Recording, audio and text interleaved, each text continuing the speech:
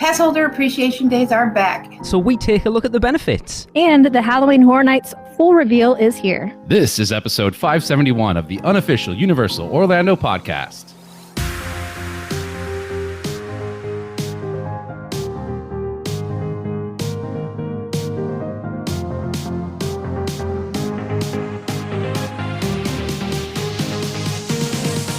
What is up, everybody? Welcome back. As always, we have a great show. Actually, we have an amazing show for you today because we're talking about our favorite thing, Halloween Horror Nights. But it's not just me by myself. No, I have my co-host with me here. I have Lee. That's at least half our listeners just turned off at that point. Hello, everyone. Well, I want to prepare them for what's about to come. That's what she said. Michelle. Hello, everybody. And we have a Producers Club member guest, Holly. Hello, Holly. Hi, everybody. Holly is a little nervous, I think, at this point. No. She's going to show us all up. Watch. You'll see. You will see. We got this. Just speak in Tracy's accent, Holly. You'll be good to go. Good luck. I could never fill her shoes. Her accent. Hush your mouth. What the hell was that? That was when Brian did his hush your face, hush your mouth, shut your face. Shut your face. All right. Holly Carter is this week's Tracy. So Holly, very briefly, if you'd like to introduce yourself and quickly just tell us your favorite Universal Orlando park, ride, and food item. All right. I am so excited to be here today. I am an OG Universal lover. I've been going since Universal Studios was the only park. There was nothing else there. Nice. And I finally got smart, moved down here, and we're working on raising the next generation of Universal lovers. So my favorite park, nostalgia, it has to be the studios. It's I don't imagine it would ever not be the studios. It's just when I walk in there, that's it. Yeah. My favorite ride, it's Men in Black. Yes. I have been saying for years and years and years, if I ever win the lottery, which I don't really play, so I guess I can't win, that I'm going to commission one for my backyard. But yeah, I love it. And so my favorite food, again, we're going to go with the nostalgia, and I have to go with the potato web at Finnegan's. But if Universal is listening, and I know you're listening, Universal, please, please, please bring back the poached pear creme brulee crepe because it was divine. They need to bring all of them back, to be fair. It's the lemon blueberry one I want. I never tried that peach one. Was it a pear one? Was it pear? Yeah, it was like wine poached pear. It was amazing. Oh, Chris. Mm-hmm. Yeah, words. Awesome. Well, let's get into it with some little things with Seth. Hey, this is Seth Kaburski from the Unofficial Guides, back with your look at all the little things new around the Universal Orlando Resort for the beginning of August 2023. We've recently received announcements about some upcoming events at Universal.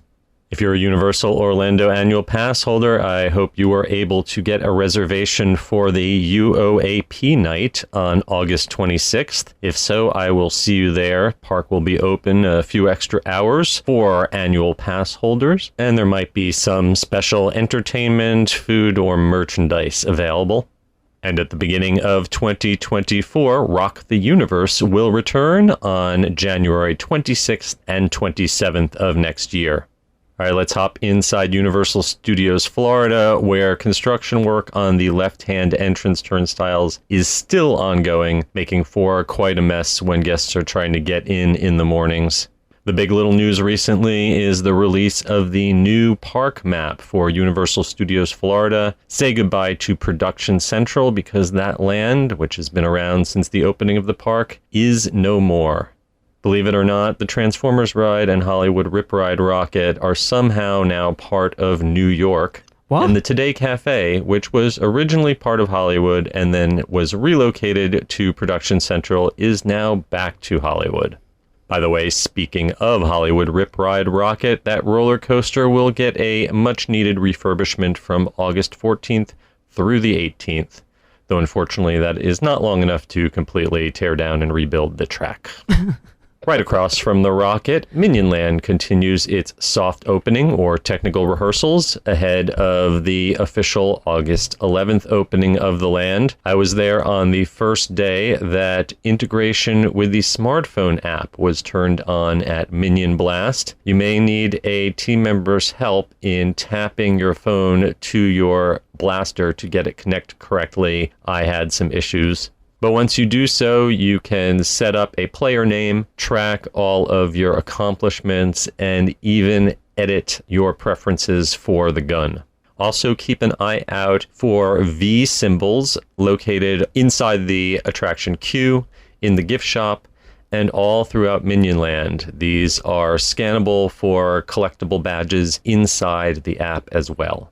On the other end of the scary spectrum, Halloween Horror Nights is on its way. We've received the full list of haunted houses and scare zones, and merchandise previewing Exorcist Believer is now available in the Five and Dime and All Hallows shops.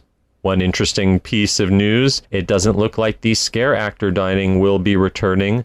All right, heading over to Islands of Adventure. In Jurassic Park, I rode the river adventure and noticed that the Ultrasaur in the lagoon at the beginning of the ride is still out of commission with a big refurbishment wall around where he should be.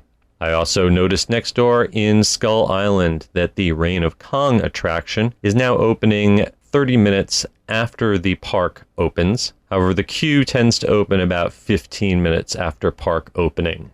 I still recommend trying to be on one of the first trucks that dispatches of the day because the queue there tends to back up. Backups were less of a problem for me the other day at Hagrid's, where I was lucky enough to experience only a 35-minute actual wait in the standby line. Wow. My best advice is to hop into line for Hagrid's between 11 a.m. and noon. That seems to be the most consistent time for the wait time to dip. Also in the Wizarding World, I was happy to see that the final screens in the Forbidden Journey attraction look sharper and brighter than I'd seen in a while. But unfortunately, the big branch of the Whomping Willow was not currently whomping.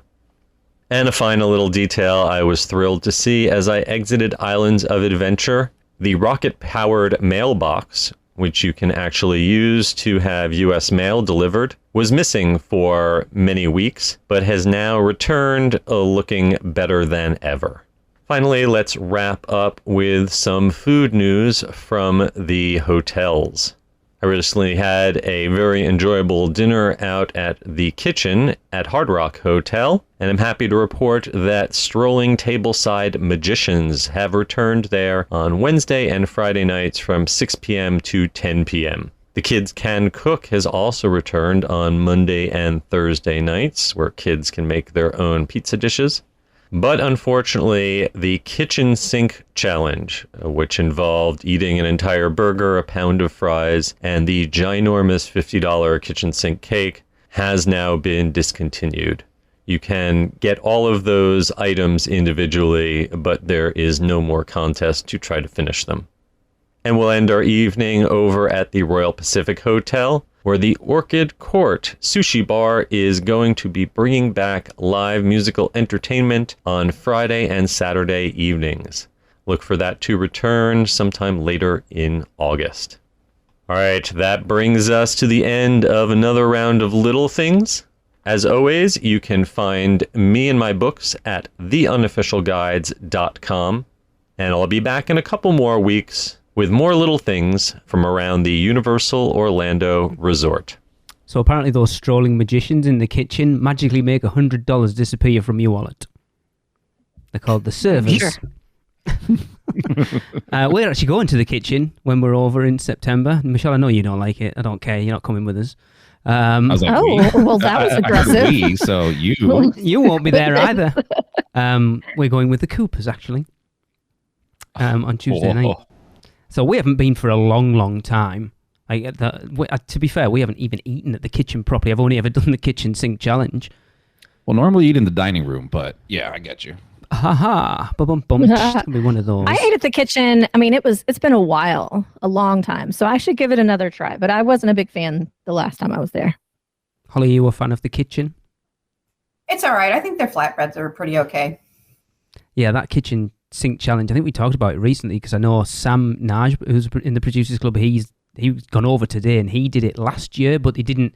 He just bought the individual items. But I think we talked about in our Hard Rock episode, to buy those individual items now will cost you about $100.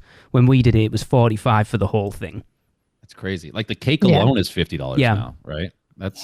That's nuts. It shows you how much it's gone up how much everything's gone up since 2015. I mean, I know it's like nearly 8 years, but even so, it's like doubled in price. Dude, it's gone like that since the last year for Horror Nights, so to be expected. It's weird that they got rid of the kitchen sink challenge because they never really advertised it either. So it's like if they've got rid of it because no one's doing it, it's because no one knew about it. Yeah. I mean, I thought it was a cool thing. It's just one of those little like niche things that the hotel offers, and I feel like it's a draw for guests to go and, let's go do the kitchen sink challenge. Yeah, and like we did it as a big group people. a couple of times, yeah. I think it seems to be so I tried to get a guy on. There's a guy who's a professional eater from over here. He lives not far away from us. And he did it, I want to say last year, and they completely... I shouldn't be talking about this with Universal. They completely screwed him. They gave him way more than they gave us when we did it before. And he spent the first 5 minutes complaining because he'd done his research on it. And he knew at the time that they'd completely screwed him on it. And so he never finished it. And I invited him on the show and he's like, I'm still dead salty about it. So no disrespect, but I don't want to talk about it. And I was like, fair enough. How did he know they gave him more? Like, was the burger bigger? Or? I think they gave him way more fries. I think they gave him extra ice cream. I can't remember. The video's up on his YouTube channel. It's called Beard Meets Food. Yeah, because obviously we had Katina on to talk about it, didn't we? And then he did it not long after her. And yeah, he was a bit salty over it. I don't blame him, to be fair. When Tracy and I watched it, like, yeah, they've given you way more because they know you're a competitive eater. They've tried to screw you on it. And it's free if you do eat it, right? Or Yeah. it used to be, right? Yeah. Okay.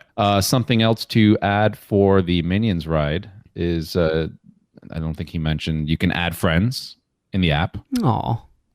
So I'm guessing that's to keep track of your friend's score to see who's the winner Aw. Isn't that throughout nice? time. It's super sweet. Holly, have you ridden that yet then? I have, yes. We went when they a couple weeks ago, right after the weekend they started doing the technical previews. So what did you think of it? I thought it was cute. I thought it was really cute. I was very worried about the size of the blasters because I had heard that they were pretty large and maybe be hard for smaller kids. They weren't as heavy as I thought they were going to be. Okay. I think that the dots are a little close together, though. That's pretty much chaos. And how old are your kids? Well, my oldest is 25, but my youngest is. He may be okay with a blaster. I think he'll be okay. He's like 6'3". Yeah. But the other two are 11 or 10 and 12. Okay. So I'm not so much worried for them, but I have friends that have younger kids, and I was thinking, but I was happily surprised it wasn't as heavy as I thought, and I guess they're also giving the little toy ones to the really little kids who aren't going to realize they're hitting things anyway. Yeah. So That's the one we're going to give to Lee when he comes down. Shut your face, you. Yep. It's funny, actually. I have a review from a child that I'm going to play in 2 weeks' time. We know him. Ooh. You are aware of this person. Chris, you have met him. Michelle, you have met him. I bet I know who it is. Yeah. I'm just going to tease. I'm going to leave that there. Does he have a biblical name? Yeah. Oh, yeah. Okay. Fits quite well in Florida. Yeah. Yeah. That's cool. Holly, I got to ask, what was the score, by the way? You know what? I took a picture of it. I could tell you, but I don't remember it offhand. Okay. I don't think I did that great. But I did figure out halfway through that if you hold it up by your shoulder, you could hear the minions talking. And it also made it easier to tell when you were actually hitting something and exploding it. I'm genuinely quite excited for it, to be honest. I wasn't, and then when all the initial reviews came out and it sounded like it was awful, and now having listened to your review, Chris, and all the gang there, and seen some bits and bobs, I'm actually quite excited for it. I know it's not going to be the best attraction in the world, but I think it's something I'm going to ride a lot.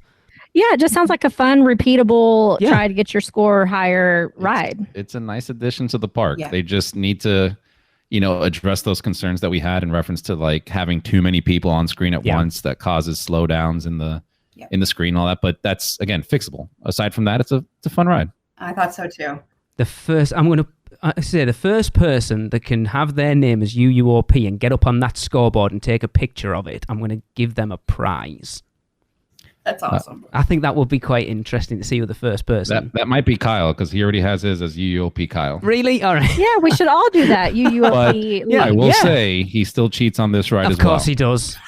Because he does course not he stay does. in his little bubble. So Of course. That's Kyle. That's his modus Calling you out, operandi. Okay, Chris, my score was 247, 215. So not great. I mean, that means nothing got to to me. start doesn't it? somewhere, right? Yes. Considering it So sounds like you don't have a clue what you're shooting at most of the time, I guess that's not bad. Yeah. Yeah, absolutely. So I got to pick a bone, and I think Here we go. I've done this before too. But the new park map. Yep. Mm-hmm. So all sounds good. I don't really mind Transformers and Rip Ride Rocket being a part of New York. Rip Ride Rocket Fine. makes no sense being part of New York. Well, I mean, it's on the edge of it. That's fine. So is Minion Land. It's literally opposite. In fact, it's But not. listen, It's not even that's closer to. not my bone. Go on. Today Show Cafe.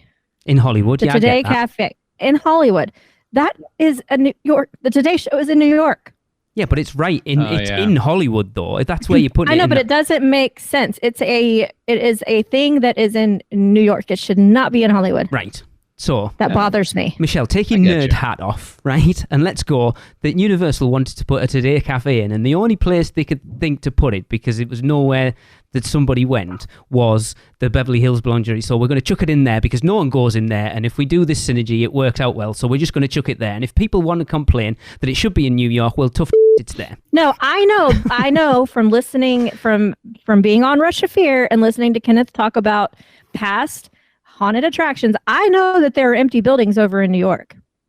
But There are empty buildings. They could have put it in New York. But why wouldn't you put it right at the front of the park, which makes much more sense when they do. Why does it breakfast and make more stuff sense? there? They could have put Because- they could put other food establishments No, there. It didn't I have like to be it the there. Today Cafe. I like it there. I don't They're care. just doing theme park gerrymandering. That's what we're doing. I don't like it. I I don't don't care. like it. I don't care. It bothers Universal don't me. care. It Obviously bothers not. me so much. Right, to be fair, Michelle, you don't go in it anyway. Because apparently you're Because- not a sandwich girl. It's out of place. That's why I don't That's go in. not That's why why you you pisses don't me go in off. there. Oh.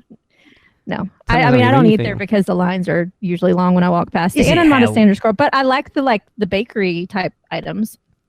Holly, you a fan of the Today Cafe in Hollywood? Yeah, we really, well, no, not in Hollywood. I'm a fan of the cafe, but I Thank am you, agreeing with Holly. Michelle. Thank you. I'm 100% on board with you. That will drive me nuts, and I will think of it every time I walk past it. I couldn't Should be care there. less. Yes. I don't care. I like it, and I don't care where it is. Why couldn't they name it something different? Like what? Tomorrow's Why Cafe. does it have to be the Today Cafe? Thank you, Chris. You're welcome. How about the Hollywood Cafe? How about something that has to do with Hollywood? Some famous Well, they wanted cafe the in synergy Hollywood. with Exactly. NBC and all that Exactly. stuff. And Because you that's have why. NBC building right across the street over there, ish. Not across. Not really. but It's nowhere down near, the Chris, to hall. be fair. it's just wrong. It doesn't matter. Okay, moving on. I have more issue with Hollywood Rip Ride Rocket being part of New York when it's nowhere near.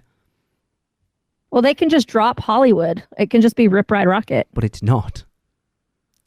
Well, that's an easy fix. And Minion Cafe is closer to New York than Rip Ride Rocket is, to be fair. So, Anyway. Well, you know my thought on Rip Ride Rocket. One, it sucks and should just be totaled. No, Two- I am not going to take your comments on Rip Ride Rocket with any relevance because you haven't ridden it. You can't comment on it because you haven't ridden it. Once you've ridden it, and then you can say it's crap, then I will take your comments. Until that point, not interested. Technically, They- the truth. They need to change it to match a Minion ride, to make it a Minion roller coaster. That would be an easy changeover too. You still wouldn't ride it. Rip Ride Mayhem. If they'd put a shoulder harness over it, I would. No. Anyway. Holly, do you ride Rip Ride Rocket? Are you a fan? I have ridden it once during the day and once during the night, and I probably will never ride it again. There you go. But at least you've ridden it and you know you don't like it. That's fine. Yeah, well, the only thing is, to me, it's too rough. They need a chiropractor instead of a gift shop at the end of it. And I remember going on a VIP tour once and asking, why can't they do something? And they said, well, because it's outside, they couldn't really do anything better with the headrests to make them, not try to break your neck. But if it wasn't for that, I would enjoy it. But it's just too rough for me. I don't have See, an I issue feel with like it. I don't feel like that's a rough roller coaster. Like, Me like either. the Hulk, I rarely ride the Hulk just because I just get banged up every single time. I gray out, and then those seats are the most uncomfortable seats on a coaster I've probably ever ridden. See, I can do the Hulk. I just can't do the back. Yeah. Anyway, Yeah. the problem is everyone's ridden Velocicoaster a ton of times. It's like the smoothest thing on the planet. Oh my God, Yeah. yes. Yeah. Mhm. Yeah. Are we going to pour one out for no scare actor dining this year? Interesting, isn't it? I think I meant to mention it 2 weeks ago that I was like, is anyone considering that Mel's is down for refurb because that's where they're putting scare actor dining? And apparently not. I wish. It would have been perfect. It would. Literally perfect. It really would have Yeah. been. But it looks like it's not happening, which is weird. Which is so weird. I mean, I get it did not work well at Louis. It caused a big cluster F back there. It just didn't flow well for being like buffet style. It didn't flow well for actors to be able to walk around because there were just always lines backed up with the buffet. So I get Louis didn't work, but why the heck could they not have put it somewhere else? There's so many other options. Is there though, really? Well, Mel's die-in would have been absolutely It perfect. would have been you're right. perfect, and that's why I thought it. But But it then they wouldn't. don't have that buffet style. Yeah, exactly. It What wouldn't- about like Fast Food Boulevard? Don't you think they could have done something in there? Big money maker for It's a Halloween good Horror idea. Nights. Yeah, true. Yeah, I don't know where else they would put it because it looks you- like Minion Yeah, but it Land's doesn't gonna run Be, all night because Louis opens back up after character dining as That regular is Louis. true. That's very true, actually. They could have used Lombards for all I care. I Like, mean, they could honestly retrofit any one of those restaurants to work in a buffet style. Yeah. It wouldn't be like the easiest thing, but like I would have loved it at Mel's. it's Lombards or Richter's, like all those places would have been fine. strange, isn't it? I mean, obviously we're going to talk about what's kind of replacing it, and that just seems weird. I don't think Yeah. it's a replacement at all. They're No. not even like similar. I think, I'm not. That's not what I'm saying. We will get onto it later. It's way Yeah. down the line. Yeah. Okay. Let's move things along here then. Yeah, because we've got a lot to get to. We do. So Passholder Appreciation Days are back and will take place from August 15th through September 30th. Yes. Here's what you can expect. Oh no. As Seth said, Passholder Nights has returned. The night you've been waiting for is back. August 26th marks the return of Passholder Night, presented by Coca-Cola at Universal Islands of Adventure. The park is your playground after dark. But within 30 minutes of tickets going live, Universal announced, "We're sorry, this event is at capacity. We can no longer accept new reservations. Please note that if you cancel your reservation, you will be unable to book a new time as space is no longer available. We look forward to seeing you." That's and weird. As a caveat, if you'd like to see grown adults complaining like children about how unfair it is that they can't go to a free event that Universal did as a nice gesture, then head over to the annual pass holder page and have at it. So true. It's weird though that if you cancel it, they don't open that. It sounds like they don't open that space back up again for anybody else either, Yeah. which I mean, is it makes weird. sense. I wonder what the capacity for a pass holder night is. Have you ever been to one? Has anyone ever been to one? I would assume it would be a pretty big No. capacity. I mean, it's the whole park. Yeah, Or they but don't put that much capacity because they want it to be like a lighter night. it's strange, isn't it? It seems a weird thing for them to do because they're not making anything out of it. It's just a nice gesture. It is. That's all it is. Yeah. And it got sold out. Immediately. People, get over it. Yeah, I mean, I put 30 minutes. Someone told me they reckoned it'd gone in 10, which Yeah, I doesn't believe surprise it. me. Yeah, I mean, listen, everybody has the ticket already, so you're not paying anything for it. And you get to go at nighttime, which is normally closed at Universal. Of very course, true. everybody's gonna wanna Does go anyone to know it. what the hours are for it? Nope. No. I mean, Well, it says the park is your playground after dark. So I'm assuming after dark, when the sun's gone down. after dark. Yeah. Yeah. But I mean, 7 p.m. to 11 p.m. okay, so 4 hours. It's not a massive amount of time, but for nothing. Yeah. If you're a local, you have your annual pass, I would do it in a heartbeat. Yep. You know, I missed it by 4 days. yeah, I missed it by 3. Yep. Same with the food tasting thing. I can't do that either because I'm missing it When is that one ending? Like the 29th? I don't know. We something? haven't got there yet. Let's not jump the news. Okay, sorry. Jump the gun here. Wow. Let's get this. Can we back get on Can we track. get to the fun part? The All HHN right. part, All right. please. You've got Holly, your own podcast for let's that. move this train here. Yes, sir. Annual and seasonal pass holders can enter Islands of Adventure through an exclusive entrance from 8 a.m. to 2 p.m. from August 15th through September 30th, 2023. To use the entrance, go to the marked turnstiles at the exit of Universal Islands of Adventure and present your valid annual or seasonal pass with photo ID. Yeah, because when we were over last year, it was Passholder Appreciation Days. We got to do studios, so this year we'll get to do islands, which is pretty cool. Just as a refresher, didn't this happen before? And the lines were longer here than the regular lines, so people complained about that and just started using regular lines. I mean, to be fair, don't you just always jump in the shortest line no matter what? Yes, you Yeah. do. But thanks, guys, for the free line. Yeah, That's again, they don't Yeah, have to do good it. sometimes. Yeah, we used it quite a few times when we were over in September last year. There was never anybody in it because the one at Oh, good. studios is kind of tucked away around the side. So you have to go out of your way to use it. That's the only problem. Whereas islands is True, yeah. Cruise past the regular lines. Get in on the action even faster with exclusive pass holder savings of 30% on select express passes for studios and islands. Again, from August 15th to September 30th. Available for purchase at studios or Islands of Adventure front gate ticket windows only. Okay. It's a pretty good perk. I wonder if that counts for horror nights too.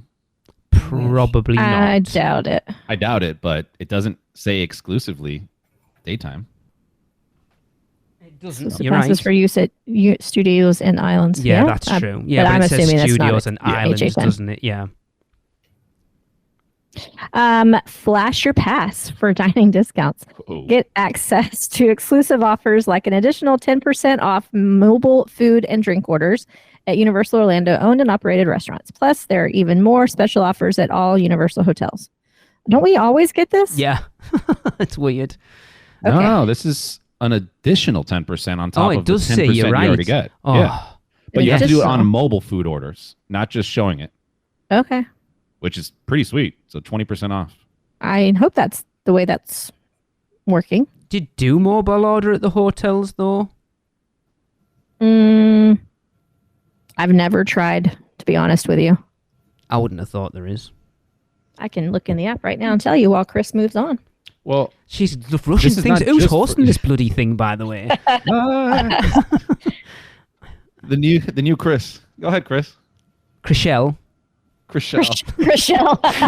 No, but to be fair, this says so food and drink orders at Universal Orlando owned and operated restaurants. It's not saying just hotels.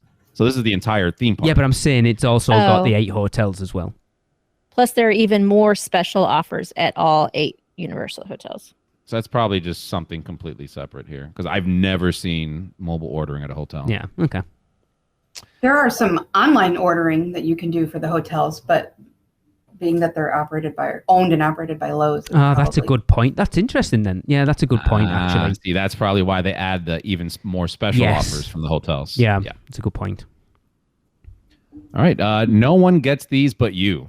Pass holders can purchase exclusive menu items at select locations. To order a pass holder exclusive menu item, ask venue team member for assistance.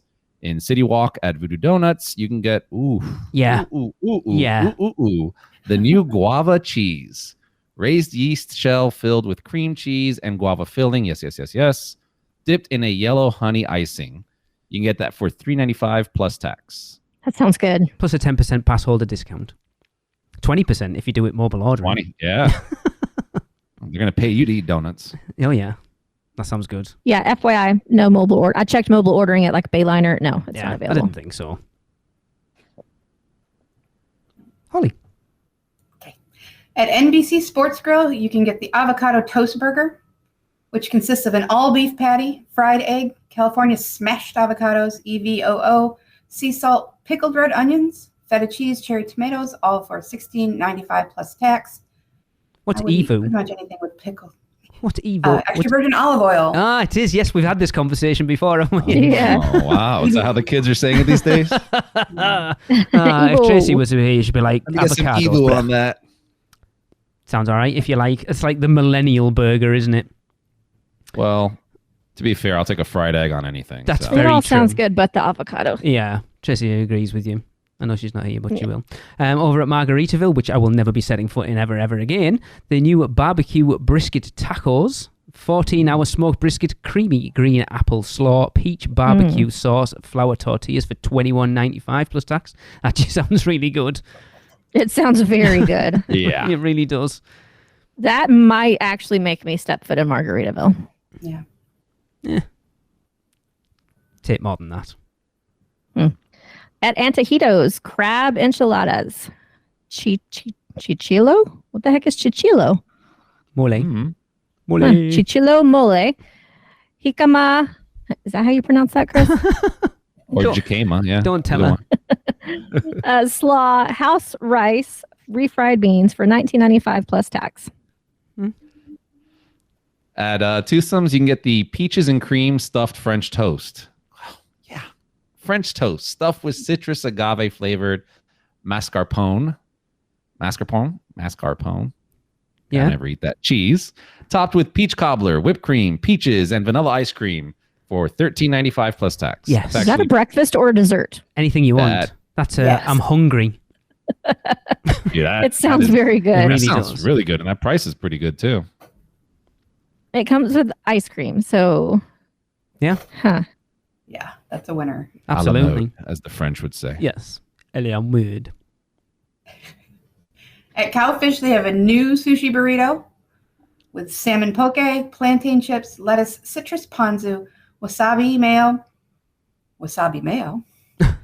sushi rice, nori, and avocado spread for $19 plus tax. Now I sent this to Tracy and she was like, if it wasn't for the avocado, no thank you. Well, you can get that out. When we're not going to Cowfish now, because apparently Vivo took precedence, so I had to cancel my Cowfish reservation and rebook for Vivo instead.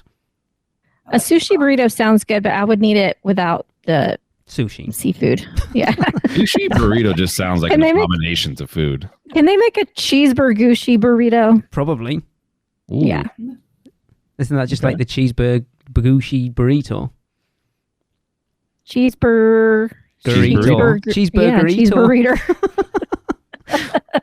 Over at Universal's Great Movie Escape, if you're going there, probably not because most people don't bother, is the perfect pear margarita, the El Jimador Blanco Tequila, pear syrup, sour and fresh lime juice for $14.50 plus tax. Probably some of the best cocktails in City Walk is at that place. Really? Oh, 1,000%. Yes, I think that's the only thing that's going to keep that place open. And like they don't want to even advertise it either. Well, that's because they got to get you drunk after your experience so that you don't just sit and talk crap about it. Makes it That's seem the- like you had fun. Well, here's the thing: you need people actually going to it, Exactly. and they don't even have that. So Okay. it was really sad last time we were there. Wow. Huh, sounds like a great place for a nice quiet meetup.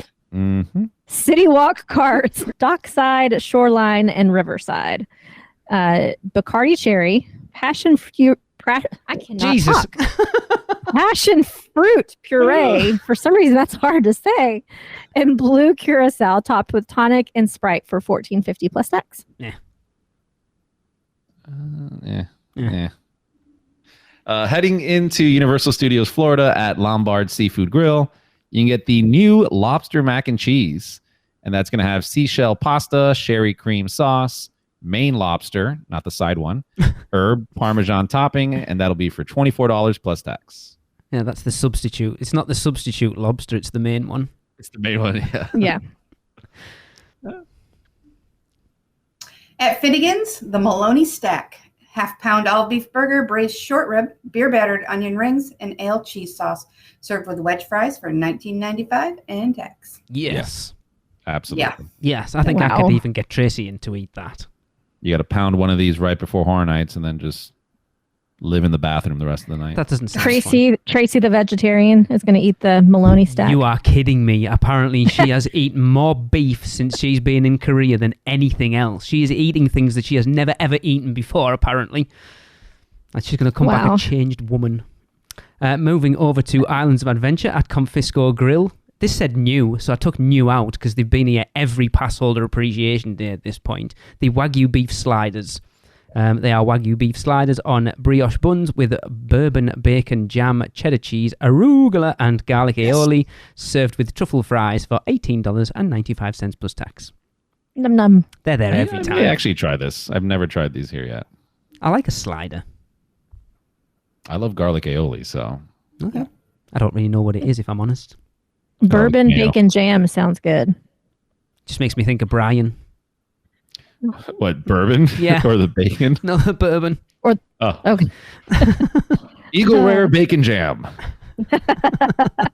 At Mythos Restaurant, we have the zucchini fritters.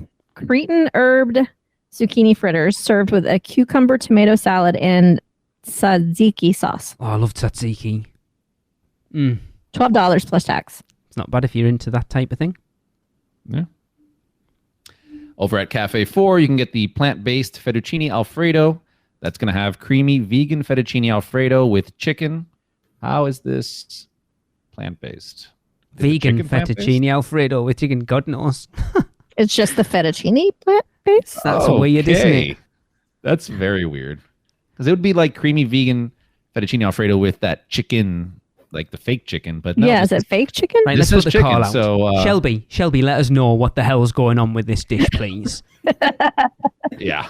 Over at Volcano Bay at Waka YY Eats is the Island Chicken Pancit Bowl. Sauteed vegetables, noodles, and grilled chicken tossed in a sweet and tangy island sauce for $17.49 and tax. Yes. That sounds really good. Yeah. I wish they'd just do a cheap ticket to go into Volcano Bay, and like it doesn't mean you can't ride anything. You just go in, have a wander around, eat some food, and then go. Because I would do that. Pretty much what I do when I go there. Anyway. Fair enough. Yeah. I might ride around in the lazy river once or twice, though. Well, with the island chicken pancit bowl.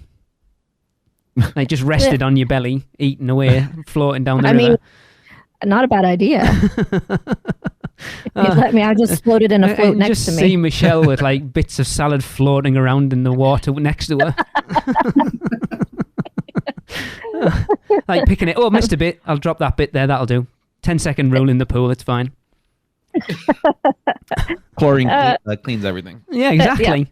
100%. Okay, finally at Starbucks, we have the cookies and cream cold brew. Cold brew with a touch of vanilla, topped with a sweet cookie cold foam. Okay. That is a tall for $5.49 plus tax, grande $5.99 plus tax, venti $6.49 plus tax. Venti means 20. That was You're just for so you, Chris. smart. Yeah, I know exactly where you're going with that. God, how much what's is better there? than a free collectible art print? 2 free collectible art prints. Pick up the first art print beginning August 15th at the UUOP Lounge in Islands of Adventure and the 5 and Dime at Universal Studios Florida. You're going to roar when you see it. So Jurassic Park then. Oh, I wish I could get it. Collectible art prints. That's cool. Interesting, considering we've gone from buttons to magnets to art prints. Dude, I'll take it. Yeah. Yeah. If any of our lovely listeners want to grab me one, I would love you forever. Forever? Yeah, forever and ever. Annual and seasonal pass holders save 45% on hotel stays during UOAP days. Skip the traffic and play until the park closes. Catch a late dinner and then finally unwind at your hotel with pass holder only resort rates. I mean, I do that. I don't need to stay on site to be able to do that. You will also receive 50% off Wizarding World of Harry Potter personalization services such as engraving, embroidery, embossing, and more with each qualifying same-day purchase at participating locations inside Universal Studios Florida and Islands of Adventure. You like the next one? Oh, yes. Not Thank enough you percentage. so much. I'm still not doing it, but Save on Universal's great movie Escape. Escape into the movies for less with 30% off on all Universal's great movie Escape experience tickets purchased at the venue. Holly, have you done the escape rooms?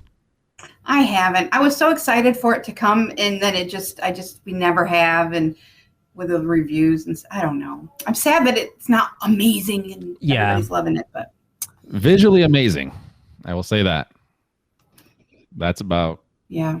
It seems like what you were saying earlier, Chris, that its days aren't are very much numbered. I can't, when they're already giving, it hasn't even been open a year and they're already giving pass holders 30% off during Appreciation Days. And I know they reduced the prices recently and then put them back up, that they're obviously struggling for guests. Look, I'll even further than that. Like last time we were there, like I had told you, I think I messaged you guys when we were there hanging out. We were just grabbing drinks in there, just talking. And we were there for about an hour. And maybe one group came through that entire time. Wow. This is in the evening. Like, yeah, the prime time. Should be prime time. Yeah. It was really sad. It was really desolate. And then on top of that, like the other thing I pointed to Alexa, I'm like, this is not normal of Universal to do this, right? In a theme park, things are just kind of around you and you just kind of go and observe. They have these giant, huge, come check out Universal Escape, like in the middle of everywhere. Like you'd have to go around the sign to keep on walking through City Walk. Like they're just trying to shove it down your face. It's a sign. It's a sign. It is. Big sign. Yeah, a big sign. Yeah. Very good. Right in there. Buy any Amazing Pictures photo product in Universal Studios Florida and receive another of equal or lesser value for free from August 15th to September 30th. Does that mean you can get the annual photo package? But I think this is like an actual print. It says photo product. It says photo product, not photo package. I don't know. I won't be buying anything in there anyway, so it doesn't matter. Power and seasonal pass holders can be the first to the fun with early park admission at Universal Volcano Bay up to 30 minutes prior to park opening on select dates from August 15th through September 30th, weather permitting, of course. Plus, pass holders receive a 10% discount on cabana and premium seating rentals. Woo, because that 10% is going to make all the difference to the price of those cabanas. I just can't wait to get in there 30 minutes earlier. Well, you haven't been for a long time, have you? Me? Yeah. No, and remember I mentioned we just renewed our passes and just added Volcano Bay. So yeah, we're trying to get a trip in there before Horror Nights. We'll see. Okay. If not, I mean, the weather here in Florida it's going to be hot till January. Yeah, so it looks that way. I mean, to be fair, that's a good thing to do pre-HHN. Like you just go, as if you're not a huge water, like if you're not going to do the water rides and stuff, if you're just going to go in and chill. Oh yeah. That's a great place to just go chill with your drinks and then go do HHN that night. Blah. Starting August 15th, pass holders can purchase an exclusive Coca-Cola Freestyle souvenir cup for $17.99 plus tax while supplies last. Okay. Yeah. And starting August 15th, 2023, pass holders can purchase exclusive pass holder merchandise while supplies last. I sent Tracy the picture of the bucket hat with, I think it's got a churro and a donut and something else on it because I'm like, she's going to be all over that. And she was like, yes, I'm buying that when I come over. Tracy loves her bucket hats and a pass holder one, yes. So I'm guessing that's getting bought. Instacart. It's just, there's so much. Again, I say it's so much about Universal. They really do give a lot of benefits to their pass holders. I mean, yes, a lot of them are buy this thing with a discount or whatever, but it's still, they don't have to do it exclusively for pass holders because they're not making as much money as they would do if they just put it on like those pass holder menu items. If they just opened it to everyone, potentially they would make more money off it. So it is good still, the amount of stuff they do for pass holders. Yeah. I mean, there's still a bunch of freebies on here too. Yeah, like those art prints is awesome. Like, you know how people went mental for the magnets and the buttons for sure. Mm-hmm. Cool. I hope the second one is a Halloween Horror Nights one, by the way. The second what? Oh, nice. So there's two prints. They said there was two prints. One starting on August 15th that you will raw when you see it. So there's a second one at some point, and it better be a Horror Nights one. I want it to be of Dr. Oddfellow. Absolutely. Well, speaking of, we can't get there yet. We're getting there. I thought I was going to say you were calling Tracy Dr. Oddfellow at that point. No. Yeah, speaking of. I was going to jump over a bunch of bits here. But let's go into one of our favorite things to do. It's PC birthdays. I'll say it now before we get there. There's all these people that Holly will have no idea who any of these people are, but let's go. Okay, it is birthday time, folks. Wow, we've got a few here. Oh, there's a few names I recognise as well. We are going to kick off with the beautiful and gorgeous and one of my favourite people and their best huggers, and the best gigglers in the world. It is the lovely Holly Cotter's birthday. Happy birthday, Holly! That's ironic, isn't it? Happy birthday. Happy birthday, Holly. Happy birthday, other Holly. That was quite ironic, to be fair. That was August the 13th. I'm not sure if I said that. I may have done. August the 15th is the lovely Steve Milsom Payne's birthday. Happy birthday, Steve. Happy birthday. Happy birthday. Happy birthday, Steve. Happy birthday, Steve. And on August the 16th, we have the amazing Michael Morris's birthday. Happy birthday, Michael. Happy birthday. Happy birthday. Happy birthday. August the 17th sees the fantastic Jeff Elbaw's birthday. Happy birthday, Jeff. Happy birthday. Happy birthday. Happy birthday, Jeff. And then on August the 18th, we have the lovely and the gorgeous Francesca Morales' birthday. Happy birthday, Francesca. Happy birthday. Happy birthday. Feliz cumpleaños, Francesca. Happy birthday. Oh, Chris is going to be gutted if one of these come in. Holly's going to be gutted that she didn't get one, Chris, by the way. I need to go back and re-record all this. Tough. And then we have, for August the 20th, There's more? we have one of my favourite people. I have lots of favourite people, though. You know, you're all my favourite people. I shouldn't say that. We have the amazing and the fantastic Thomas Brino's birthday. Happy birthday, Tom. Oh, Happy birthday. Happy birthday. Happy birthday, Tom. Oh, I can't do it. great. I know. I hate this. And also August the 20th is gorgeous and lovely Brittany Asbell's birthday. Happy birthday, Brittany. Happy birthday. Happy birthday, Brittany. Happy birthday. And finally, bring up the rear, but quite happily so, is the, Pardon? what should we say, the wonderful and lovely Stuart Brown's birthday. Happy birthday, Stuart. Happy birthday, Stuart. Happy birthday, Stuart. Happy birthday. So we do have 2 additional birthdays. Michelle, would you like to read these off? Sure, yeah. So these are new members that have joined since Tracy was away. Unfortunately, Tracy's sick, so we couldn't get her to record them on the fly. So here we go. On August 17th, we have Guy Timmis. Happy birthday. Happy birthday. Happy birthday. Happy guys. birthday. And it's the amazing Guy Timmis. Come on. Oh, yeah. Oh, Come on. I'm not Tracy. I'm not even going to pretend to be Tracy. All right. So on August 20th, we have the fantabulous, the lovely, the gorgeous, the wonderful Melanie Barber's birthday. Happy birthday, Melanie. Happy birthday. Happy birthday. Happy birthday. I didn't realise Tracy was bloody Oliver Twist, by the way. Yeah. They started getting I like thought you heavier throughout the entire thing too. Also, how I do you told think you I Guy's going to couldn't feel pretend after to you be- did that for Melanie? I mean, I couldn't pretend to be Tracy. I told you. Anyway. I got your back, Guy. I got your back. And I hope you all have wonderful birthdays, and I hope you get spoiled, and I hope you have more than one slice of cake and lots of presents. Cool. Yeah. All right. We are going to take a quick ad break so we can pay the light bill, and we'll be right back. Man, we need a vacation. Oh, I got this.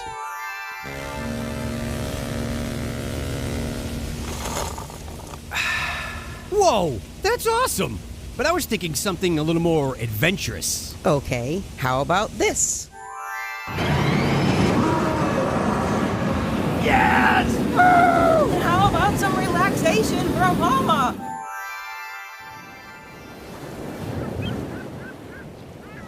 Oh, perfect. Wait, how did you do that? Easy. PortKey Vacations. For your next vacation, let PortKey Vacations take away all the guesswork and stress of planning. From air and hotel to theme park tickets and everything else in between, they've got you covered. Just visit PortKeyVacations.com and touch the PortKey to get started with your free, no-obligation quote request. With just one touch, and PortKey Vacations will magically take you wherever you want to go. Welcome back. We've got a lot to get We to are in the now- last 25 minutes. Oh, geez. Yeah, we have a lot to cover. Let's go. And it is Halloween Horror Nights related, so Those of you who don't care, turn off now. yeah.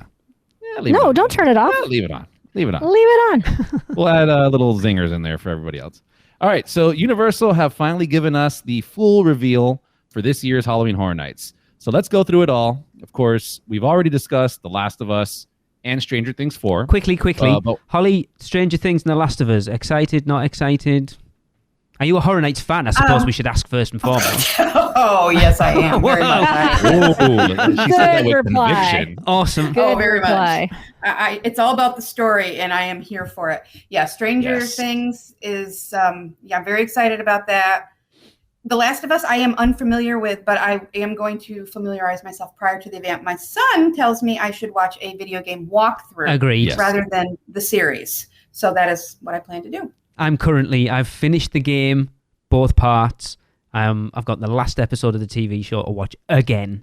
So I'm pretty much up to speed. I'm kind of obsessed with it at the moment, if I'm honest. Nice. Yeah. The show is amazing if you haven't seen it, but the house is based off of the game, which differentiates a bit. But still amazing. Both of them are awesome. Yes. All right. Let's go. And we also have The Exorcist Believer. So inspired by Universal Pictures' terrifying new horror film from Blumhouse and Morgan Creek Entertainment in theaters Friday, October 13th. The Exorcist Believer haunted house will unleash an entirely new level of terror to Halloween Horror Nights. In this new chapter, guests will be transported to a bustling street market in Haiti, where an innocent purchase of a strange folk doll with 3 eyes leads to the opening of a demonic portal. Of course it does. Yeah. Super normal stuff. The awakening of sinister spirits and the subsequent disappearance of 2 12-year-old girls in the U.S. The girls are found 3 days later with no memory of what happened to them. After the girls begin to exhibit unsettling behavior, it soon becomes clear that only an exorcism can save them. And everyone who comes in contact with them, including the unwitting guests, is suddenly at risk of losing their souls. Let's not give too much away, guys, because we're doing our hype lists in a couple of weeks. So, yeah. I just saw the trailer for this for the first time in theaters. It looked pretty good. So, I mean, I'm open to it. I'm excited. I like this kind of stuff. I know So, you yeah. Yeah. Holly? I'm afraid it's going to be too much of a tease. Like, with the movie not coming out till Friday the 13th of October, that's my only concern. Yeah. That's true. Yeah, that is a weird. That is a time. very weird thing. I agree with you on that. It's not the only time they've done it. I'm sure they did it with Dracula Untold, whenever that house was that year. But it is strange to do. I think it's obviously like a Universal Pictures thing, and they've said, you will do a house based on this, even though it doesn't come out till near the end of the event. Well, it does say inspired by. So it's not, that tells me it's not like a walkthrough of the movie. No, like you're not going to see definite scenes. So, I mean, to be fair, they could, based off of just the trailer alone, they could literally just build out like 4 or 5 rooms on those different scenes from the trailer. So people have that in their mind, and then, doesn't give anything away from the movies. Okay. Cool. Chucky, Ultimate Kill Count. Inspired by the hit USA and sci-fi series and cult classic films, Chucky, Ultimate Kill Count casts this killer doll as the star of his very own haunted house for the first time. A true sadistic killer, Chucky has been mired in the agony of disrespect he feels from his peers and not being taken seriously. Thus begins his quest to turn his haunted house into a living slaughterhouse by killing every person who enters. So this one's interesting because I know on the official podcast they said the idea behind it is that they were doing a Chucky house, and then Chucky came in and went, this is crap, I'm going in it and I'm going to take it over because I want to amp up the amount of kills in it. So it's a really meta house, which it jumped up my anticipation level quite a bit at that point. Mine too. Apparently I think they're going to that's a great idea. Yeah, apparently there's going to be like kills of the creators and things like that too. So that's going to be kind of cool to see. Sounds really fun. Yeah, it was. I haven't seen the show yet. I've heard some good stuff we about enjoy it. We're about. I think Tracy left before we had a chance to finish the first season, so I think we've got 2 episodes left. It wasn't bad. Yeah, I'll give it a shot. But either way, I mean, I in my brain going 20 years now, I'm like, they had to have done a Chucky house, and apparently they haven't. So I'm kind of interested to see how they have do this. though. Yes, Kenneth said, didn't he? I know Kenneth mentioned that they did. Yeah, on Rush of Fear. Yeah, it's weird how they've said this is the first time he has his own house. Did he do it by himself before, or was he with somebody else? No, apparently. I don't know. What have we got next? So, Universal Monsters Unmasked. lurking 60 feet beneath the bustling streets of the City of Light, the dank catacombs of Paris house a much darker secret. The all-new haunted house, Universal Monsters Unmasked, takes guests down into the infamous burial grounds, however you want to pronounce that, where every corner and crevice overflows with millions of skeletal remains and even more sinister secrets deep within the catacombs. Universal's most notorious creatures, the Phantom of the Opera, the Hunchback of Notre Dame, Dr. Jekyll and his deranged alternate personality, Mr. Hyde, and Dr. Jack Griffin, aka the Invisible Man, is in every room. Apparently, you just won't see him. Also, lie in wait as they bide their time and seek vengeance against guests after opening the catacombs to public visitation. These desperate and dangerous fiends have become filled with a rage toward guests navigating the twisted tunnels of the underground labyrinth home. It is here in the darkness where they hunt with these trespassers and where the sounds of guest screams will go unheard. Super excited for this one. Me too. Not even necessarily the Universal Monsters part of it, just the Catacombs of Paris part of it. Yeah.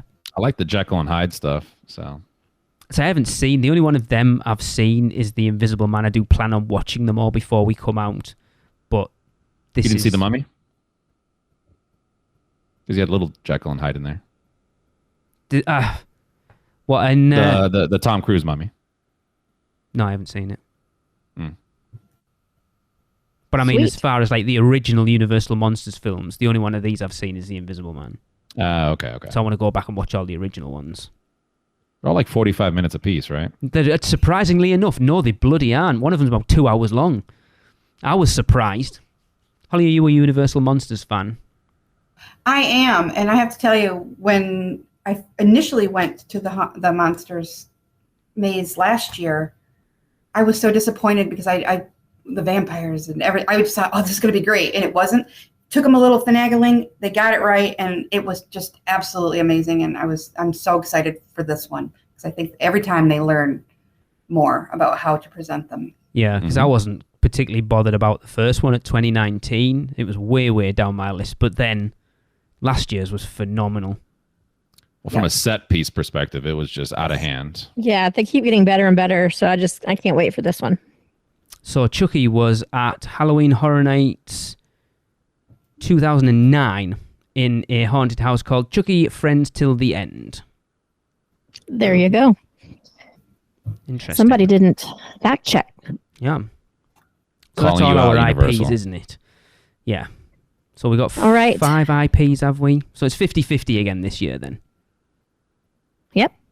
So let's go on to the original houses. First up, we have Dr. Oddfellow's Twisted Origins. Your soul is a price he's willing to pay.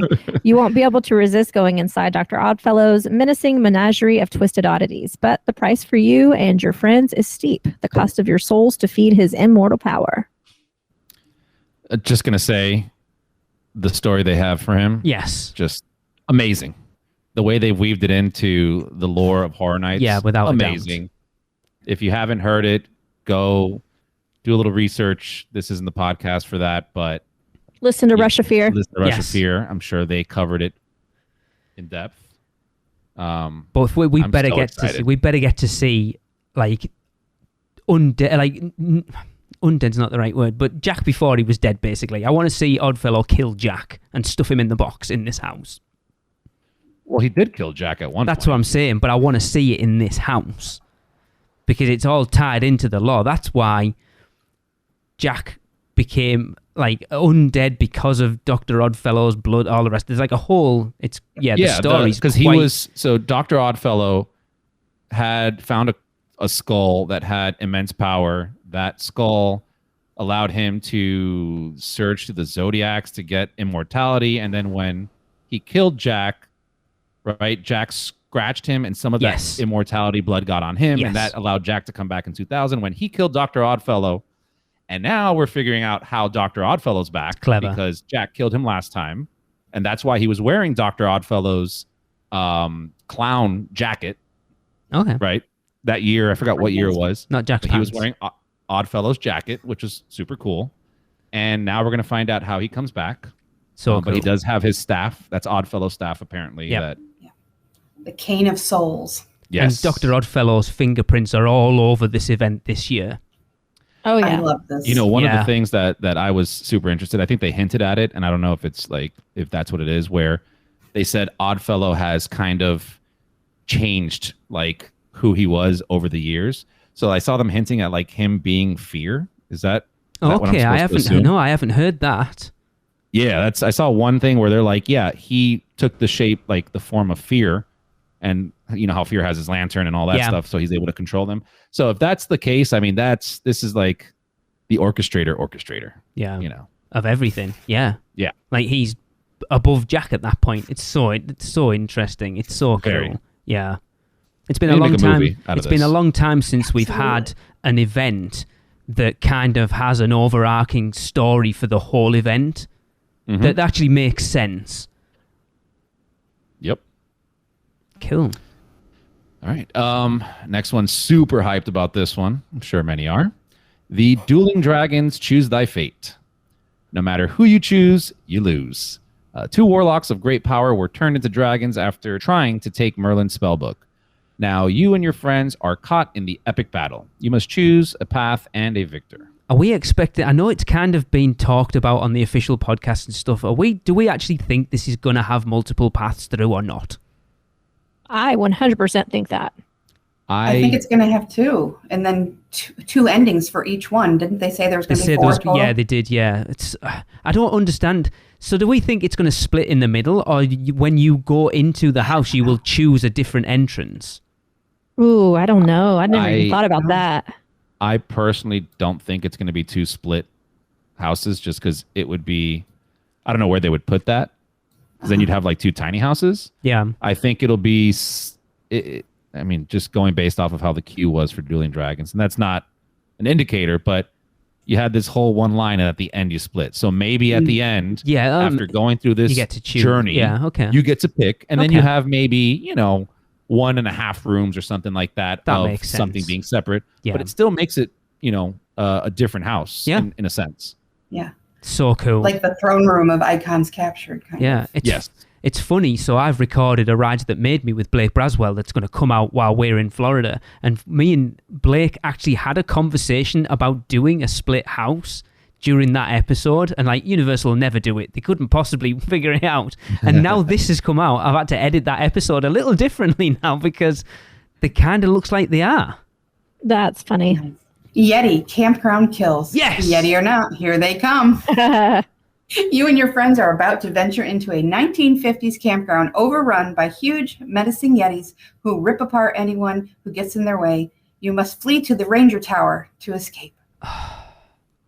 But I've heard that there's not only going to be huge ones, but babies too. Yes. Yes. I hope they That's look like pretty little cool. ETs. Everybody knows how much I loved Yeti at 2019. This has some big boots to feel. Feel?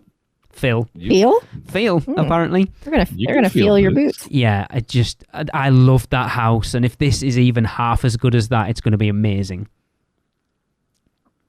Yeah. I hear it's going to be I kind of like a comedy, a bit of a comedy. Well, apparently the last one was, element but I to it. don't remember that. But I don't either. Well, I mean, when they did that kill with the arm through the, that was so good. That yeah, wasn't kind comedy. That was Yeah, freaking no, awesome. I get it. I get where cheesy you're coming horror from. movies, like Yeah. B-sides. B movie. Yep. Yeah. Yeah. Did you go through that house, Holly? I did. I loved it. I So thought it's one good. of my all-time It favorites. was awesome.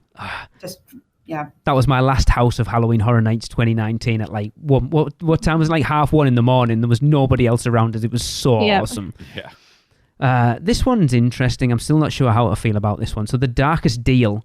Fame is fleeting, fear is forever. Blues musician Pine Straw Spruce will have to face the music after meeting with the Collector and trading his soul for musical glory. You and your squad learn the terrible price of fame. I'm going to say this is not the greatest house in the world. It's just a tribute. Did you ever dance with the devil in the pale moonlight? I'm not quite sure what to make of it right now. Me neither. Yeah, probably. I mean, it's a classic music-heavy. storyline, Yeah. but like, how does it translate into a house? I can't figure that out. No. Well, I mean, it's basically the guy selling his soul to the devil to have the glory, and then obviously every one of those stories always comes back where the devil comes and takes his soul back, and you die. And they can kind of make it like, brutal in that aspect, but they'll probably have some musical aspects in there, and kind of get you going, similar to like the Weekend House that had music going. Obviously, completely different sets of music, but this could be their music house. Yeah. Oh, for sure is. Yeah. Oh, without a doubt. Yeah. All right. Bleed for the Blood Moon. Blood Moon Dark Offerings. In a colonial era village, moon worshippers witness a blood moon at their fall festival. They take it as a sign to hunt down any non-followers, including you and your hashtag Scream Squad. See, this kind of feels a little bit like Chupacabra last year. Yeah. Yeah. I imagine it's going to be similar. This doesn't really intrigue me. Really? Like, I don't know. It just seems very flat, and I could be wrong, but it just seems very flat and just kind of like, Like I agree with that. Sometimes these can be the creepers, though, can you? Go in thinking, it's going to be a bit, and then just blow you away, which it could well do. Yeah. Because you go in with no expectations. Yeah. I hope so. I hope I'm wrong. Yeah. I think this one might be a gore house, to be honest with you. Probably. I think so too. Yeah. Maybe they'll flesh it out a little more and make it a little more interesting as we get closer. That's the thing. I think I'm just jaded from Coven last year, where it's like, the offerings and sacrifice of blood and this, and then you had that. That's true. Scare Zone that was also terrible. I forgot the name of that one with Conjure the Dark. Like that all reminds me of this, so that's what's turning me off. But again, they could go a completely different direction. Yeah, I could be wrong. Okay. I mean, let's be honest, a really good set of houses this year with a lot of potential there to be one of the best years. Oh, yeah. I'm so glad you're coming over, Lee. Oh, tell me about it. Yep. Yeah. And on top of that, just like we mentioned earlier, this overarching story on everything, especially coming now into the scare zones, it's looking to be good. For real.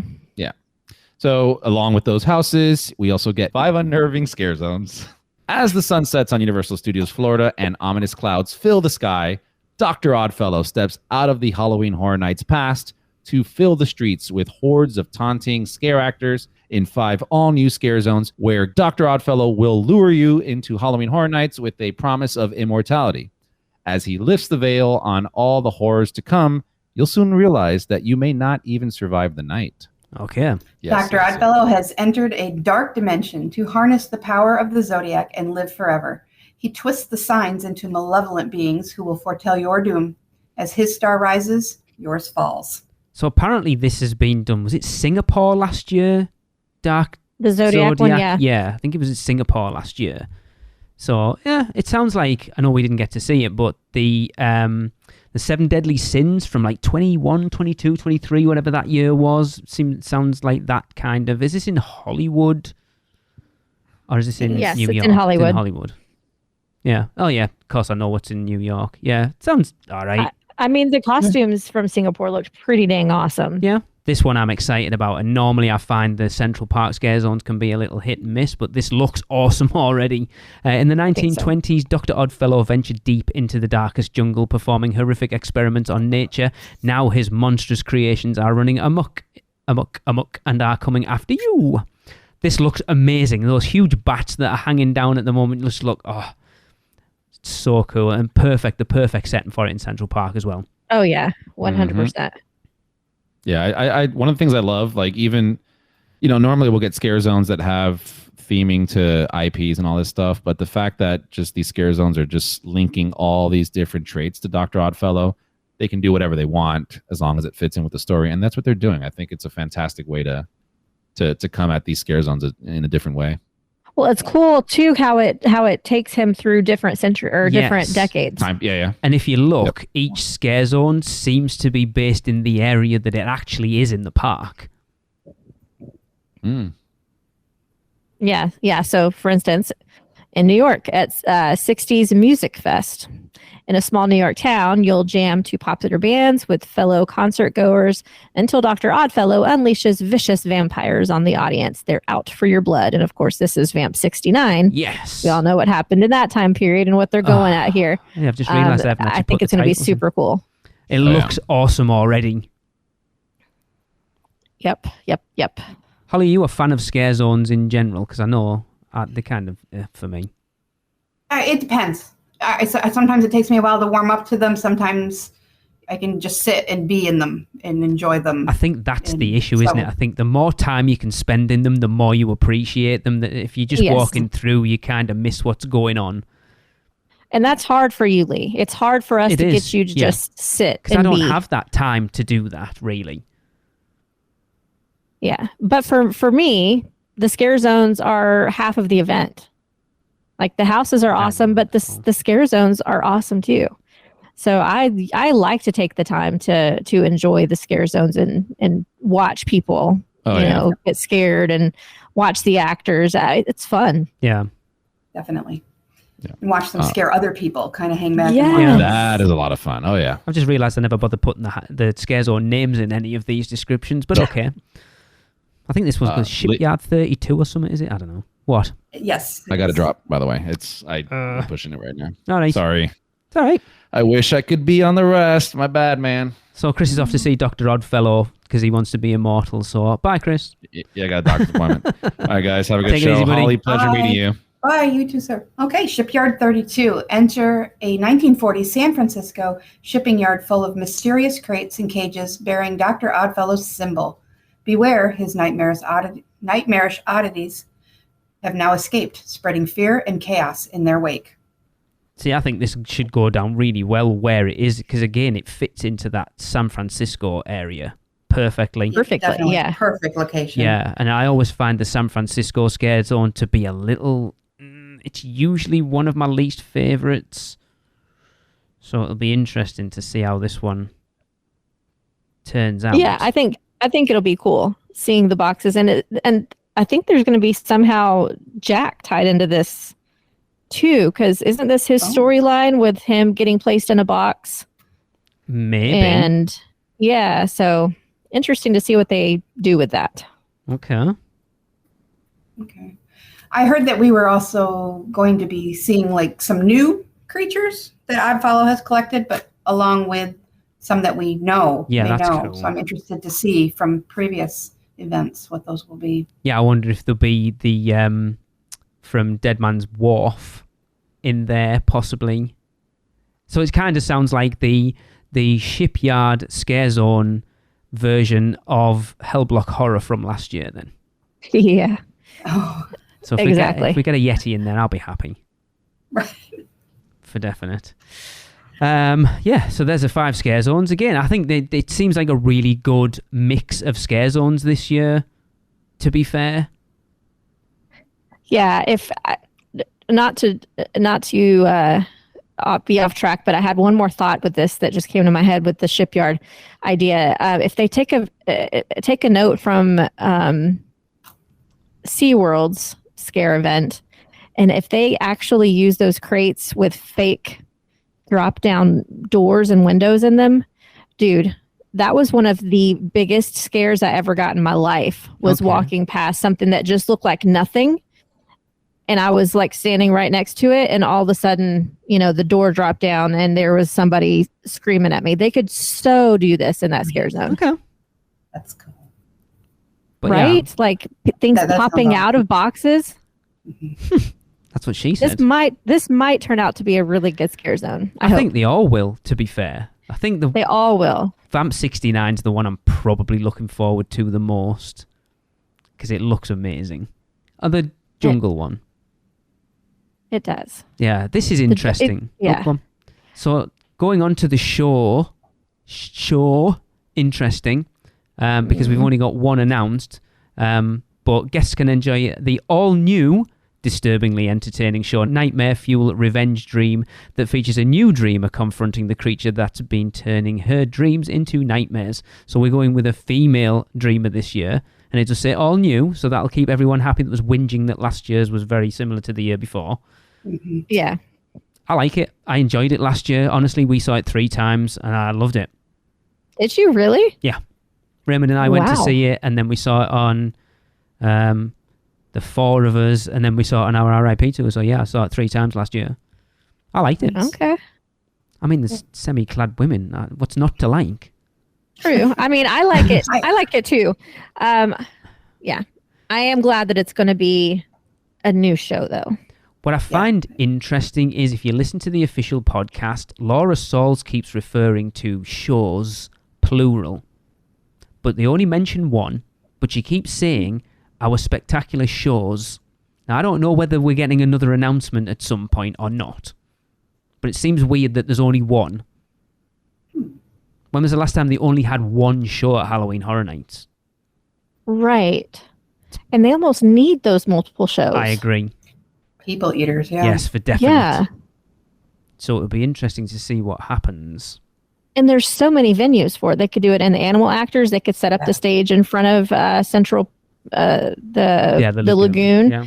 They could. I've been begging for years for them to do the horror makeup show. So here's one for you, and I've just thought.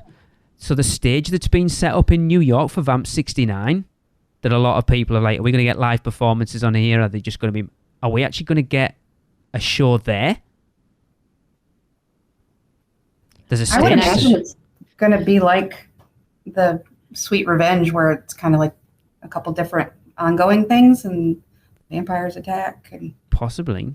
But I mean, it would be cool if it was an actual show, because there's not a ton of room. No, there isn't there for people just stand and watch. Especially when you're about to tell us what's happening next there as well. Yes, let's talk about that. While shopping the latest Halloween Horror Nights merchandise and treats in an all-new tribute store, guests can enter a mysterious New York City comic book shop and experience the tribute to terror by stepping into the pages of this original, terrifying horror comic book. This sounds awesome. Yeah. So we got the tribute store going back to New York.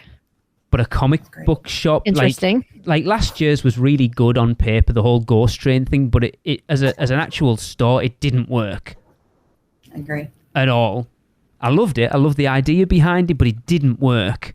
Because if you walk past something and they were like, oh, I want that, you had to go all the way back round because there was no way to backtrack. So this will be interesting to see this. But yeah, I guess I was surprised that they put it back in New York because I didn't think they were going to. So I wonder if the Jurassic Park one will be open for a bit longer. That's my hope, because I want to see it before they take it down. There's no reason for them to close it at this point. No, they could leave it open until it's time to close it for Christmas. If that's where the Christmas one's going to go. See, that's the interesting thing now, isn't it? It seems weird to me that they've closed 3 shops down on Hollywood Boulevard to do the tribute store there and then move it back over for Horror Nights into New York. Like, maybe we're going to get 2 tribute stores a year then. Maybe the New York one will be the seasonal one, and then we'll have something else in Hollywood every now and again, whatever, like the next time, like Jaws anniversary or whatever it might be, maybe. Kong or something like that. Yeah, my only thought is that the New York City comic book shop, like the comic book idea, I don't see how that ties into to the Dr. Oddfellow thing. Not that everything has to, but it's such an overarching theme. And then there were like comic book shop. I don't see the connection. Well, you'll see when you get there. Yeah. In about 3 weeks. I can't believe it's that close. I'm not ready. I haven't even got my wife back yet. All right. Guests can enjoy a drink at the Red Coconut Club, as it will once again transform to the Dead Coconut Club, donning a new theme and menu. What theme do you guys think it's going to be this year? Dr. Oddfellow. Mm-hmm. I don't know. But what do you think it's going to look like? We didn't even get in it last year because it's only open on Horror Nights nights, and it's like when Horror Nights is on, I'm in the park. Right. Yeah. So I don't know. Doesn't it open a little bit before Horror Night starts though, like 5-ish? I don't think so. Huh. But even that's so, the only way I'm going to see it. Scream at that point. Very strange. I have no idea what the theme would be other than just like stuff about Dr. Oddfellow too. But then that might be getting to be a little too much, Dr. Oddfellow. I don't know. Can there be too much though? No, I agree. I'm not convinced yet. I wouldn't mind having a Stranger Things themed. Oh, Michelle, that is too much. Why is that too much? Because they always do everything Stranger Things. Get over it. They've done nothing Stranger Things. What do you are mean? You talking about? Cabana Bay, anyone? That was just a photo op. Doesn't matter. They still did it. Everything. Oh my God. No, they didn't. It's too much. It's too much Stranger Things. It's only for 12-year-old kids. You are pushing your limits there, buddy. I'm trying. I do like that they must have been listening to me because I've been complaining about this for years, that I want Universal to push Horror Nights out out of Universal Studios Florida and into the rest of the resort like they do for the holidays, and they're definitely doing that this year. Yep. Anyway, so when guests want to take a bite out of the horror, they can enjoy a monstrous menu of all new food and beverage items, including, are you ready, bloody campground poutine? Yes, please. Never had poutine. Always wanted to try it. El Pastor Torta, whatever that is. And sour apple pie funnel fries, in addition to returning fan favorites like pizza fries. Dude, I'm going to tear up that apple pie funnel fries. Sounds great. It's funny how they only give us like 3 things, though. It's like there'll be so much other stuff. It's going to be quite like we tried a lot of the food at Horror Nights last year, and I'm hoping for some. And yes, Kenneth, I heard that you're going to buy me 10 of those deep fried PB&Js. You'll be eating them yourself, buddy. Because no, I literally maybe you just got a really bad one. I laughed out loud when he said that. It was hilarious.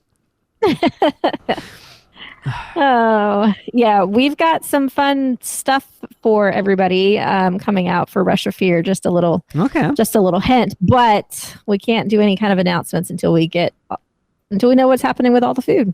I own the podcast network and I don't even know what's going on. Nope. Shocking. It's shocking. Secret. Usurping of power. It is. Secret. Anyway. New this year, Peacock's Halloween Horror Bar will feature themed libations with an ominous nightclub vibe, photo opportunities, and more. I'm assuming this is going around the sort of outside of Lombards by the looks of it. Oh, you think? It looks like there's like trusses up and stuff all the way around from like the side where Shea Alcatraz is and up round where Bruce is and along that waterfront. So I would assume it's going in there somewhere. Ooh, that's cool. Because I think that Weekend Bar did really big business last year, and obviously they've wanted to keep it on again. It's Peacock themed, so the Peacock. Look, I'll listen to your bloody podcast. I don't really drink, so it doesn't really bother me. I was hoping it'd be indoors somewhere where we could go and sit and cool off for a bit. It might be. It might be Lombards and the outside portion. Who knows? Oh, that'd be cool if it was indoors too, yeah. We shall see. Here's the one we talked about earlier.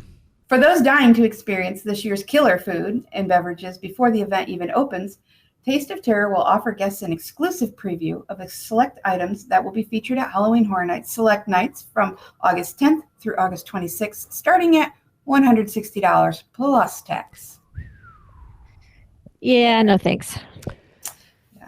I mean, the fact that your alcohol seems to be included obviously is why the price is so high, because it's only open for about, is it like 6:30 till 8:30? I think it's not a long time. Like 2 hours, yeah. Yeah, it's not long at all.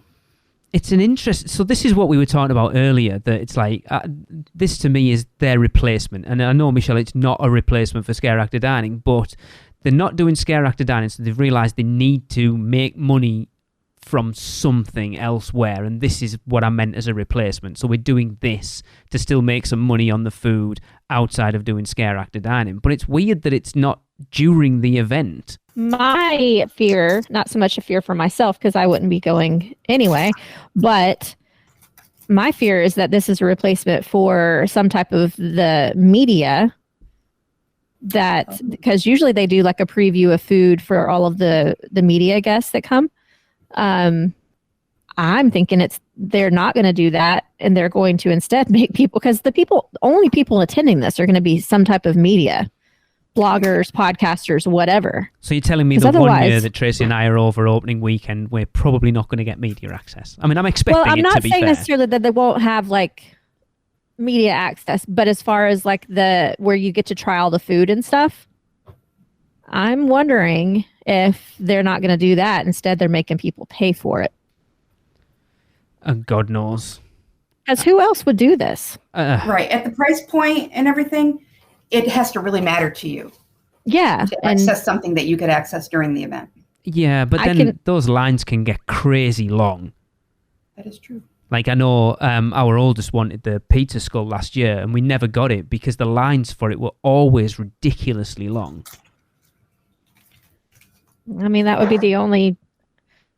But $160? Oh, yeah, it's a lot of money. I mean, that's a lot. I don't know. They were offering it's just weird. A discount for AP now, but I don't know. It's still a lot of money.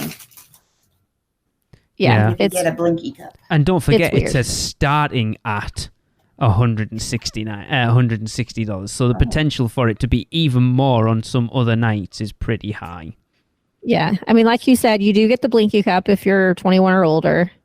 Mm-hmm. Right. And I think you get a freestyle cup as well, don't you? You get that. You get the freestyle one, and I think one download. Okay. Yeah, so it's not too bad, I guess. If you drink a lot and you can hit the ground running, then you can make it worth your while. But it is a lot of money. Yeah, I don't think I would be tempted to do it. Well, it's good because you won't be there. Well, I won't, you're right. And I'll get to do bits and bobs of it at the RIP tour anyway, to be fair. So exactly. Very specific audience it's for, I think. Yeah, vloggers. Like, very 100%. much. Of course. Yep. All right, let's move on to the hotels. So Chucky's Twisted Playground, open daily, 2 p.m. to 10 p.m. at Cabana Bay Beach Resort. Pose for killer photo illusions in this immersive experience based on the USA Sci-Fi TV series featuring everyone's favorite redheaded doll, Annabelle. No, Chucky. I find these weird. We did the Monsters one last year, and they're kind of awkward. If you're not a posing for pictures type of person, they're kind of weird. Well, I guess, yeah. Like we kind of, you wonder. Just about everybody's a posing for pictures kind of person yourself. these days. Yeah, and that's what it's aimed at again, isn't it? I mean, I have no intentions of going over to Cabana Bay this trip, so probably won't see it. I mean, and to be fair, how many freaking photo ops have we had for Chucky in the past 3 years? Yeah, that's true. So, not my favorite. Nah. It's cute, but it's not like a huge draw. No. But, and I'm going to go ahead and talk about the Swizzle Lounge, Lee, just because it makes sense. But also at Cabana Bay, they've got the Swizzle Lounge, which they usually do that bar there as well. And it's pretty cool. This year, all it says is get a taste of Halloween in this festively themed lounge featuring Halloween themed specialty drinks. I did go there last year. And it was, the drinks were pretty dang yummy and pretty dang strong. And probably expensive. I mean, no more expensive than any of the other specialty cocktails you'll get during the event. But for some reason, Cabana Bay seems to be like the Halloween Horror Nights hotel of choice for all of this extra stuff. But I like what Holly's about to tell us. Yes. At the Spooky Sunset Lounge at Universal's Endless Summer Resort, Dockside Inn and Suites, you can get drunk in the spirit of Halloween in this festively themed lounge with a tropical vibe featuring pineapple jack-o'-lanterns and Halloween-themed drinks. I like the way Holly kind of messed that up a little bit, but I like what you did with it. It's get drunk in the spirit of Halloween. It makes more sense it makes more sense than what was actually written there, to be fair. So we're staying at Dockside this trip, so we'll actually get a little bit of Halloween Horror Nights at the hotel, so that's pretty cool, actually. Yeah, I'll take a pineapple jack-o'-lantern. That's cool. Oh, right? Actually, yes. So not only do we have the lounges, but we also will have the Universal Monsters Gallery of Legends, where you can go on a photo hunt to find 7 different Universal Monsters photo opportunities waiting for you in 7 different Universal Orlando hotel lobbies. Perfect. So it's basically the Christmas trees, but Halloween Horror Nights. Universal Monsters, yes, that's so cool. I love that. I love it. The Halloween Horror Nights is, like I said, finally reaching out beyond Universal Studios Florida, and it should be more in the rest of the resort because it is your premier event at the parks. Why not promote it everywhere you possibly can? Yep. So and much I think going if you're on. staying on site and you're going on this monster hunt, and maybe you're staying at Cabana Bay this time, and you get to see Hard Rock and Portofino Bay and around to the different ones, might be a good way for people to, kind of check out other hotels for their next trip. So a little bit of advertising. Give them a little FOMO. Oh, Michelle will be there going, what are these waifs and strays doing at my beloved Portofino Bay? How dare you? How dare you sully the streets of my beloved Portofino? You are so wrong. I want everybody to enjoy my favorite hotels. Everybody should make it happen. It's so amazing. But this year as Horror Nights overall just looks like they have ramped it up to 11. All the houses look great. All the scare zones look great. Everything else outside of just Horror Nights itself look awesome. It is looking like it's going to be one of the best years. Yeah, and I was just noticing, and correct me if I'm wrong from last year, because last year I only went like twice. But this year, the entire event, every single night is open 6 p.m. to 2 a.m. Is that right? I don't know. Yeah. Yeah. There used to be, I don't know, again, last year, but I know at least the year before that they had varying closing times between 12, 1, or 2, with the 2 a.m. being closer to the, mid-October end of the event or weekends. But this year, 6 p.m., 2 a.m. every single night. I'm sure it was open 2 a.m. every night we were there, and we were there, the second week of September? Because we never left. I mean, we never stayed till 2 a.m. apart from the RIP tour night, but we were in there at like 1:30 some nights. Okay. So like I said, maybe it was that way last year too, but I can't, maybe. I don't really remember. I'm going to call the official podcast out at this point though, because they were like, Universal, let's get the bump out of the way. So Universal Halloween Horror Nights runs from September 1st to October 31st. I'm like, no, it doesn't. How is your own podcast getting the dates wrong? Because it runs an extra 4 days this year, doesn't it? It runs till November 4th. November 4th, yeah. Come on, people. That's why we're the unofficial podcast. Cool. I am very, very excited. Me too. Can't wait. This will be the year that I go the most number of nights. All right, don't rub it in. I'm going less than I did. I'm going less than I did last year. More than I have ever. What? That's not true. It is, because every time you come out, you're here for at least a week and you go every night. Usually I come down and I'm only available for 1 or 2 nights. We only did 5 nights last year. Only. All right. Holly, before we go, top 3 houses, your hype list for your 3 that you're most looking forward to. Okay. Well, I mean, Stranger Things just has to be there. It just has to because, I mean, Eddie. It just has to. Of course. Okay, so that one, and let's see. The Oddfellow house, because I am so nerdily interested in all this background with Oddfellow and Jack, and I'm hoping that we get like a little, maybe like a silhouette or something of, when he kills Jack. Yeah. I don't, something. So that one I'm really super excited for. And then, let's see, number 3, it's Monsters. We're going to go Universal Monsters, yeah. I think it's tough. I trust them to make it rock. Yeah, I've done my hype list. And I've kind of just done it, and I'm going to go back to it because I'm not 100% on it. It was pretty tough, to be fair. It's really hard. It's not like there's a lot of gaps between 1 and 10, really. Yeah. For any of the stuff. It's going to be very interesting. Michelle, you shush. We'll do ours in 2 weeks' time. Yeah, I'm not going to give you any hints for mine. I will say though, like last year it seemed pretty easy, at least to like separate between bottom 5 and top 5. Yeah. This year, not so much. No. I think a lot of people, and I'm talking to a lot of people, I think the bottom 2 hype list wise are already set. I think we've already kind of hinted at it when we were discussing the houses earlier. I think what will be people's 9 and 10 on the hype list at least. But hopefully that'll change. I said I could totally sit here and talk myself in and out of changing those 3 that I just said. Of course. Easily. Yeah. And that's what I love about Horror Nights though. It just depends on, like, you'll do it with your hype list and you'll do it when you go. You'll come out your first night and your top 3 will probably be entirely different from your top 3 the next night or the next night or the next night. Yep. I love it. That's what I love about Horror Nights. It's just depending on how you are, what run you get through a house can entirely change how you feel about it. Yep. Oh my God, I can't wait. Cool.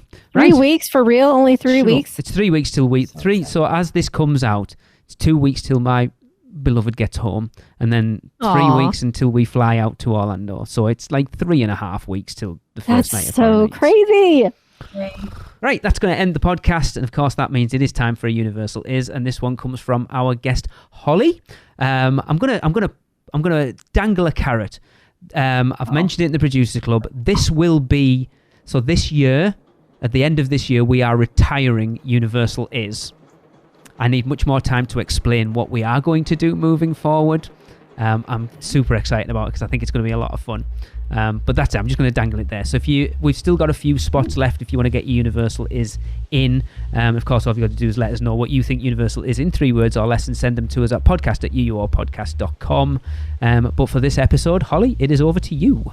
Universal is my first love. Awesome. Cool. See you next week, everyone. That was another episode of the Unofficial Universal Orlando Podcast, the best and only podcast about Universal Orlando on the island. Check us out on social media on Facebook, Instagram, Twitter, YouTube, and Pinterest. Just search UUO Podcast. For all the podcasts, news, and articles, check out our blog at uuopodcast.com. Contact us at podcast@uuopodcast.com.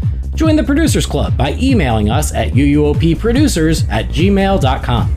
Listen and subscribe to the podcast on Apple Podcasts, Spotify, Google Podcasts, Stitcher, and everywhere else podcasts are found. Check out our friends, the Theme Park Duo, for all your other theme park news, and email Michelle at portkeyvacations.net to book your next trip. So until next time, this is Amity 6, call off the Marines, we're coming home.